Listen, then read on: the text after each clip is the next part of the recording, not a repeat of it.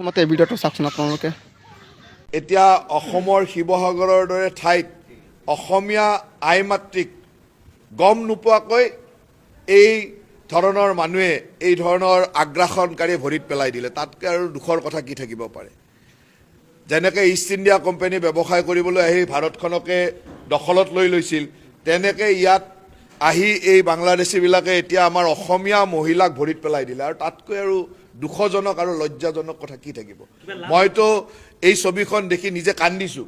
মন্ত্ৰী মহোদয়, যেতিয়া আজমলৰ লাখ লাখ টকা দি সাহায্য কৰিছিলে তেতিয়া আপুনি ক'ত আছিলে? আপুনি কিমান টকা দি সাহায্য কৰিলে উজনি অসমত? আপোনালোকৰ চৰকাৰে 9 দিন পিছতহে গৈছিলে উজনি অসমত খবৰ ল'বলৈ মানুহৰ। তাৰ আগতে আমাৰ মিয়া মানুহে সাহায্য কৰিলে, আজমলে সাহায্য কৰিলে। আৰু আপুনি কি ক'লে? স্বাভিমানী অসমীয়া 500 টকাৰ কাৰণে বাংলাদেশীৰ ভৰিত ধৰিলে। আজমল বাংলাদেশী নেকি? আৰু আজমলে কৈছে নেকি মোৰ ভৰিত ধৰক আৰু 500কে লৈ যাওক? কোৱা নাই নহয়। উজনি অসমত বানপানী হোৱাৰ একমাত্ৰ কাৰণ হৈছে আপোনালোক।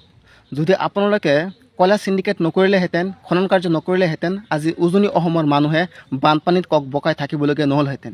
একমাত্ৰ আপোনালোকৰ স্বাৰ্থৰ কাৰণে আজি উজনি অসমৰ মানুহে বানপানীত কক বকাই আছে।